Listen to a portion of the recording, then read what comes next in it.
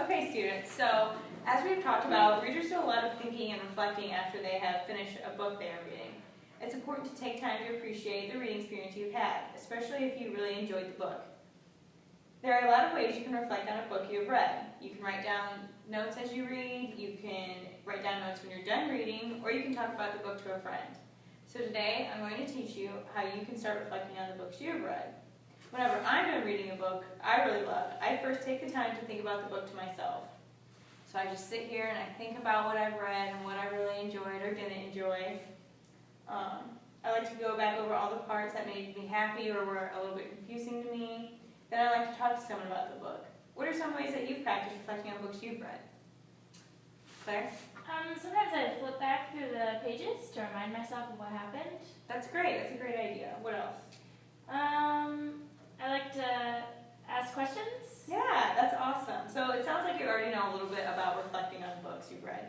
So today I'm going to read the story of Ferdinand, and as we read the book, I want you to be thinking about parts that are interesting or confusing to you and raise your hand, and I'll mark it in the page so when we're done, we can practice reflecting on our book. Okay? Okay. Okay, the story of Ferdinand. Once upon a time in Spain, there was a little bull, and his name was Ferdinand. All the other little bulls he lived with would jump and run and butt their heads together. But not Ferdinand. He liked to sit just quietly and smell the flowers.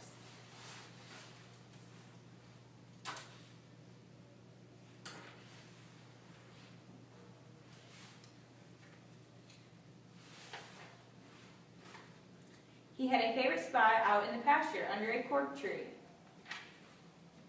It was his favorite tree, and he would sit in its shade all day and smell the flowers. Sometimes his mother, who was a cow, would worry about him.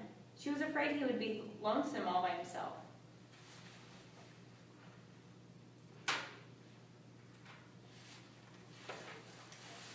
"Why don't you run and play with the other little bulls and skip and butt your head?" she would say. But Ferdinand would shake his head.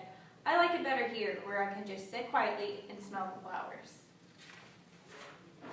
His mother saw that he was not lonesome, and because she was an understanding mother, even though she was a cow, she would let him just sit there and be happy. As the years went by, Ferdinand grew and grew until he was very big and strong. All the other bulls who had grown up with him in the same pasture would fight each other all day. They would butt each other and stick each other with their horns. What they wanted most of all was to be picked to fight at the bullfights in Madrid. But not Ferdinand. He still liked to just sit quietly under the cork tree and smell the flowers.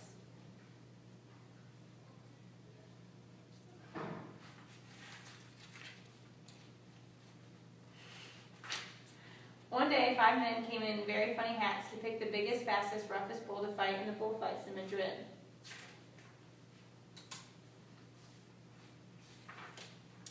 All the other bulls ran around snorting and butting, leaping and jumping, so the men would think that they were very, very strong and fierce. Ferdinand knew that they wouldn't pick him, and he didn't care, so he went out to his favorite cork tree to sit down. He didn't look where he was sitting, and instead of sitting on the nice cool grass in the shade, he sat on a bumblebee. Well, if you were a bumblebee and a bull sat on you, what would you do? You would sting him, and that is just what this bee did to Ferdinand. "Wow, did it hurt?" Ferdinand jumped up with a snort. He ran around puffing and snorting, butting and pawing the ground as if he were crazy. The 5 men saw him, and they shouted with joy. Here was the largest and fiercest bull of all, just the one for the fights in Madrid. So they took him away for the bullfight day in a cart.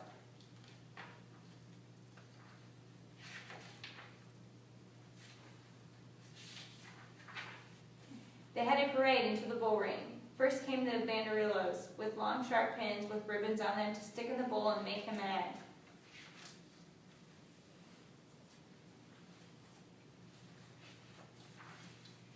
Next came the picadores, who rode skinny horses, and they had long spears to stick in the bull and make him madder.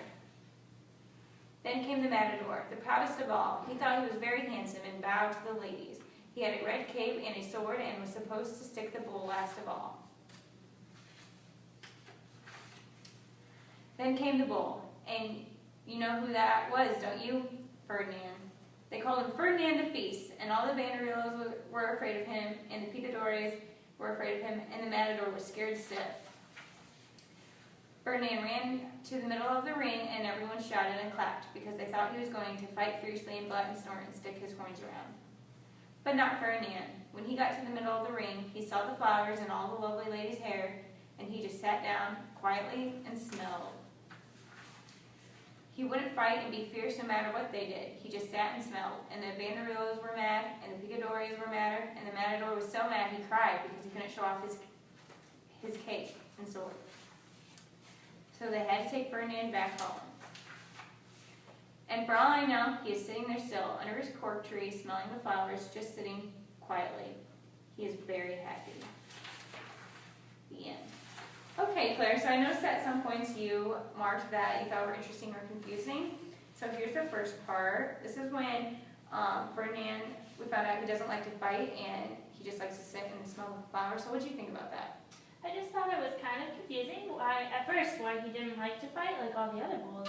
But then later in the story, it kind of told us that he just was a happy cow, or bull, so. Yeah. How'd that make you feel? It made me feel happy, because, you know, he wanted to be different than his friends, and, you know, he was nicer than them because they were hitting each other, but he just wanted to sit and smell flowers. Yeah. Okay, and the next part we marked was about his mom being worried about him, that he was lonely. What did you think about that part? That made me sad that he was lonely and that she was worried about him. I was also kind of confused why she was a cow when he was a bull, but maybe his daddy's a bull. Yeah. So I think that's something that we would have to look into if we were confused about it, because a part of reflecting on your reading is making notes and doing research if you don't understand something. So that's definitely something we would think about. Okay, the last one we'll do is when the men in the 5 funny hats came to get the roughest, toughest bull.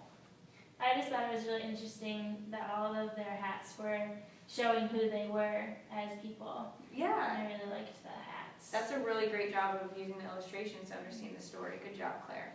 Okay, so that is a part of reflecting on your reading.